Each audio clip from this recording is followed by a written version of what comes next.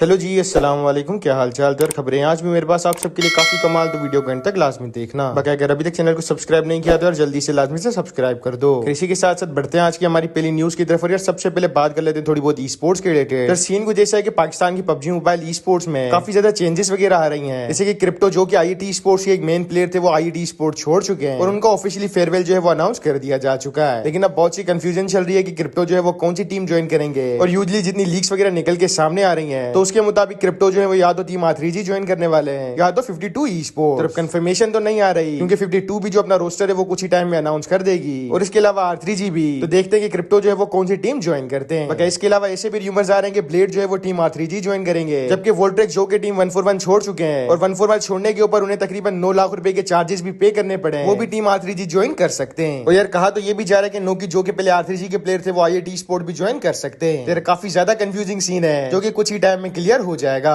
तो जैसे ही अपडेट्स वगैरह मजीद कुछ आती है इसके रिलेटेड, तो मैं आप लोगों को बता दूंगा। बाकी इसके अलावा मजीद आगे बढ़े तो हमारी जो अगली न्यूज है वो राहिम परदेसी के रिलेटेड है। तो कुछ अर्से पहले राहिम परदेसी के ऊपर जो हमला हुआ था और वो सारी क्या कंट्रोवर्सी चली थी, वो मैं आप लोगों को अपनी पुरानी वीडियोस में बता चुका हूँ। और यार फिर उसके बाद इनकी तरफ से रिवील किया गया कि वो हमला जो है वो किसने करवाया था, और फिर जिसने ये हमला करवाया था और राहिम परदेसी के दरमियान ये कंट्रोवर्सी वगैरह चलती आ रही है। और वो बंदा जो है वो मना कर रहा है कि उसने ऐसा कुछ भी नहीं करवाया, जबकि राहिम परदेसी जो कह रहे हैं कि उन्होंने ऐसा करवाया है। और अब इन दोनों के दरमियान जो है वो एक बॉक्सिंग मैच भी होने वाला है, इस तरीके से रज्जा भट्ट और अनस अली के दरमियान हो रहा है। और यार बॉक्सिंग मैच के रिलेटेड राहिम परदेसी ने भी एक वीडियो शेयर की है, इसमें वो इस टॉपिक के रिलेटेड बात करते हुए कुछ ये कहते हैं। तो जी फैसला हो गया, उसकी सुई जो है वो उधर ही फंसी हुई है। वो कहता है वो लड़ना चाहता है, he wants to do a boxing match, which is fine, okay. लेकिन मेरी अब एक शर्त है, जितनी भी पैसे बनाए जाएंगे, all the money that's gonna be made on fight night will go straight to charity को दी जाएंगे। Could be the Palestinian charity, Lebanon charity, whichever one.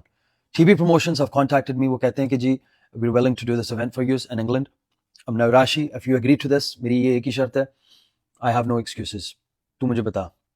और जो लोग ये कह रहे हैं कि ये ड्रामा कर रहे हैं, ये क्लाउड के लिए कर रहे हैं, जब मुक्के पड़ेंगे ना राशि को, आपको खुद समझ लग जाएगी कि कितना का ड्रामा है ये। तो I am more than happy to kill 2 birds with one stone, because ये मेरी सेल्फ रिस्पेक्ट की अब बात है।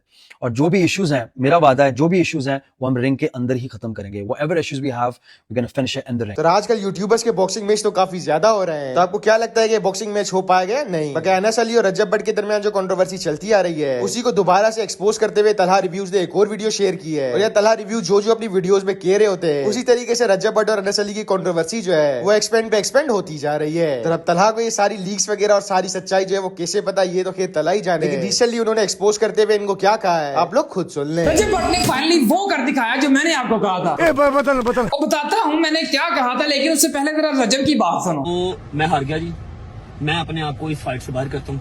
मैं ये फाइट नहीं कर रहा, जो अनस अली मेरा कर सकता है वो कर ले, क्योंकि वो कुछ कर नहीं सकता। और रज्जब की गाल सुन लीजिए, अब मेरी बारी, मेरी भी बात सुनो। कि मैं क्विट कर रहा हूँ, ये भी ड्रामा है, समझो इस बात को, ठीक है। क्योंकि उससे पहले मैंने आपको बता दिया था कि ये मैच फ्री होने वाला है, इन्होंने फ्री करना था, लेकिन मैंने वो भी आपको बता दिया। फिर उन्होंने कह दिया कि यार मैं क्विट कर रहा हूँ, ये क्विट वाला भी ड्रामा है। अब तू गया बेटा, अब तू गया देख। अब ये सारा कुछ मैंने आपको पहले ही बता दिया था इन दोनों के बारे में। अगर आपको नहीं पता तो जाके मेरी वीडियो देख लो। और हाँ, रज्जब ने उस दिन कसम तो खा ली थी कि मैंने पैसे नहीं लिए, लेकिन इस बात में कसम क्यों नहीं देता कि ये प्री प्लान्ड है। और ये बात मैं अपनी पिछली 3 से 4 वीडियोस में कर चुका हूँ कि रज्जब इस बात पे आगे कसम दे दे, क्यों नहीं देता, क्योंकि झूठा है। और ऊपर से इसने एक बात कर दी, और शुक्र करो कि रज्जब फैमिली का हाथ नहीं लगा कुछ भी। और यहाँ पर एक बड़ी इंपॉर्टेंट बात, भाई फैन जिसके मर्जी बनो, लेकिन उन अब्बू ना बनाओ अपना, मतलब सही और गलत में फर्क तो रखो। और फाइनली देवियों और सज्जनों, पिछले 5 दिनों से आप इंतजार कर रहे हो कि मैं सबूतों वाली वीडियो डालूंगा। देखो तला भाई का दिमाग जो है वो डायरेक्ट अंतरिक्ष के साथ कनेक्ट है, ठीक है। बड़ी बातें इधर उधर से आ रही होती हैं, तो मैं इसलिए चुप था, मैं इस वेट में था कि ये दोबारा से अनाउंसमेंट करेंगे तो आप ही झूठे साबित हो जाएंगे। वैसे यार रज्जब ने बड़ा इंतजार करवाया, मतलब 5 दिन से मैंने अपनी कोई वीडियो नहीं डाली इसी चक्कर में। फाइनली उन लोगों ने अनाउंसमेंट कर दिया कि मैच दोबारा से कर रहे हैं। और मैंने आपको कहा था कि ये होगा ही होगा, लेकिन रज्जब ने कहा था नहीं, मैं इससे एग्जिट कर रहा हूं, अनस ने मेरा जो करना कर ले।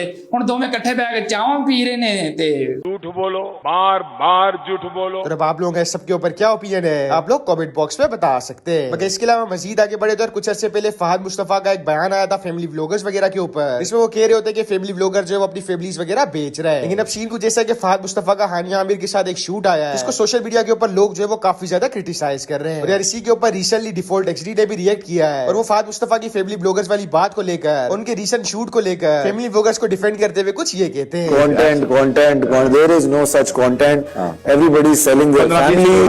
कंटेंट क्या है, घर फैमिली बेच रहे हैं सारे बैठे हुए, मतलब क्या है। वो सब तो ठीक है फात भाई, ये क्या? बताइए ना ये क्या? देखें मैं आपको बताता हूँ, एक स्विमिंग पूल है जिसके अंदर मैं भी हूँ, आप भी हैं, और ये बाकी भी सारे यूट्यूबर्स हैं। अब इसमें कोई एक बंदा भी अगर सुसू करेगा ना, तो बाकी तो गंदे होंगे ही होंगे, वो खुद भी होगा, समझ रहे हैं? तो अभी आपने किया ना पूल में सुसू, ठीक है, आपने सबको गंदा किया था, अभी अभी आप खुद भी हो गए हैं। इसके अलावा बढ़ते हैं हमारी अगली न्यूज की तरफ। और यार बात कर लेते हैं रजा सब और डकी भाई के रिलेटेड। तो पिछले कुछ अरसे से रजा सब और डकी भाई जो है वो साथ में कोई वीडियोस वगैरह नहीं बना रहा है। और रिसेंटली रजा समो ने डकी भाई को सोशल मीडिया के ऊपर रोस्ट भी किया था, जिसके बाद बहुत से लोग ऐसा अज्यूम कर रहे थे कि इनके दरमियान जो है वो लड़ाई झगड़े चल रहे हैं और ये साथ में वीडियोस वगैरह इसी वजह से नहीं बना रहा है। तो इसी सब के रिलेटेड रिसेंटली रजा समो ने अपनी वीडियो में रिप्लाई दिया है और वो कहते हैं कि इनके दरमियान ऐसा कोई भी सीन वगैरह नहीं है और इनके दरमियान सब ठीक है। और वो मजीद बताते हैं कि वो किस वजह से डकी भाई से मुलाकात वगैरह नहीं कर सकते और क्यों वो डकी भाई से थोड़ा दूर हो गए, आप लोग खुद सुन लें। कि उसके दोस्त जो हैं वो मुझे समझ नहीं आते थे, बहुत ही अजीब किस्म के दोस्त बनाने लग गया वो, बड़े फुद्दू किस्म के। फिर उनसे इसको डरे भी लगी, धोखे भी मिले, तो मैं उनके साथ हैंगआउट्स नहीं करना चाहता था, तो इसलिए भी थोड़ी सी दूरी हम में आ गई। उसके बाद मैं लाहौर से कराची शिफ्ट हो गया, फिर तो फिजिकल दूरी आ गई, तो और हम कम कोलैबोरेशंस करने लगे, हमारी बातें भी कम होने लग गई।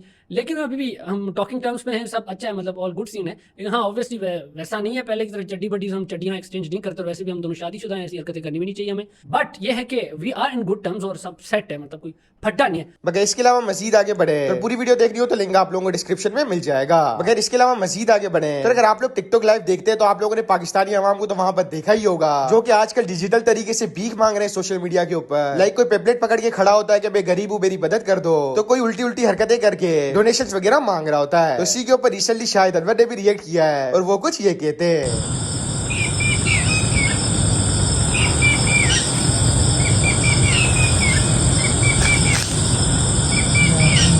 गरीबों, इन बेगैरतों को देखा, ये पाकिस्तानी आवाम है और पाकिस्तानी आवाम ने जो है भीख मांगने का एक डिजिटल तरीका निकाला है। लाइव पे बैठ के कोई क्या बना है, पानी में बैठ के लोगों से भीख मांगते हैं। खुदा कसम ये इतने बेगैरत आवाम है, इनका बस चले अपने बहनों की वीडियो बना के पैसों के लिए ये साइटों पर डाल दे। ये बेहया है, अनकरीब है। मैं तुम्हें आज ये लोग यूट्यूब पे अपनी बीवी दिखाते हैं, राइट? कल खुदा कसम अपनी बीवी का ओनली फैन अकाउंट बना के पैसों के लिए ये कौम कुछ भी कर सकती है। अगर ये बेगैरत सारा दिन लाइव पे बैठ के जो है मुंह पे चूना लगा के पानी के अंदर बैठ के भीख, अगर ये अपना बिजनेस करते, लेकिन ये कुत्ते की नस्ल आवाम, ये कुत्ता बनने में सबसे माहिर शेख का कुत्ता बनते हैं, भीख मांगने में और बेगैरती में। सो इन बेगैरतों का कोई हल नहीं।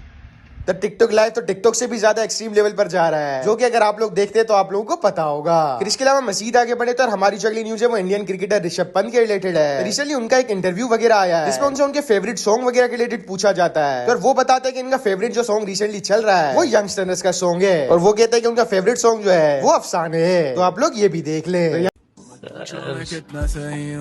फेवरेट सॉन्ग तो कोई नहीं है सर अभी प्रेजेंट मोमेंट में, बट एक अफसाने सॉन्ग है वो काफी सुना हुआ है, तो एंड वो सिंगर उसके काफी गाने अच्छे हैं, वो सुनने में मजा आता है। यंगस्टर्स के चर्चे तो इंडियन क्रिकेट टीम तक चलते आ रहे हैं। फिर इसके अलावा मजीद आगे बढ़े तो हमारी जो अगली न्यूज है वो शब्बर जाफरी और फातिमा जाफरी के रिलेटेड है। रिसेंटली सीन कुछ ऐसा हुआ है कि इन दोनों ने सोशल मीडिया अपने अकाउंट से एक दूसरे को अनफॉलो कर दिया है और कुछ ऐसी पोस्ट वगैरह शेयर कर रहे हैं दोनों अपने इंस्टाग्राम वगैरह के ऊपर, जो कि काफी ज्यादा सैड है और उससे ऐसा लग रहा है इन दोनों के दरमियान सेपरेशन हो चुकी है। और यही चीज जो है वो लोग जो है उनकी वीडियोस वगैरह के ऊपर कमेंट भी कर रहे हैं कि अब आपकी औलाद का क्या होगा, जो कि रिसेंटली हुई है। अब ये वाकई सेपरेशन है या कोई अलग रीजन है, इसके रिलेटेड इनकी तरफ से कोई कंफर्मेशन आएगी तो मैं आप लोगों को बता दूंगा। मगर इसके अलावा मजीद आगे बढ़े तो कुछ ऐसी न्यूज वगैरह भी निकल के सामने आ रही है जिसके मुताबिक इमरान खान जो है वो कल के दिन में 27 जून को जेल से रिहा हो सकते हैं। तो ये पॉलिटिकल न्यूज है, इसके रिलेटेड में मजीद तो कुछ डिटेल में नहीं जाना चाहूंगा, लेकिन आप लोगों को क्या लगता है कि वो रिलीज हो पाएंगे या नहीं? फिर अभी के लिए तो मेरे पास आप सबके लिए सिर्फ इतनी न्यूज थी, इसीलिए मिलते हैं किसी और वीडियो में, तो तब तक के लिए अल्लाह हाफिज।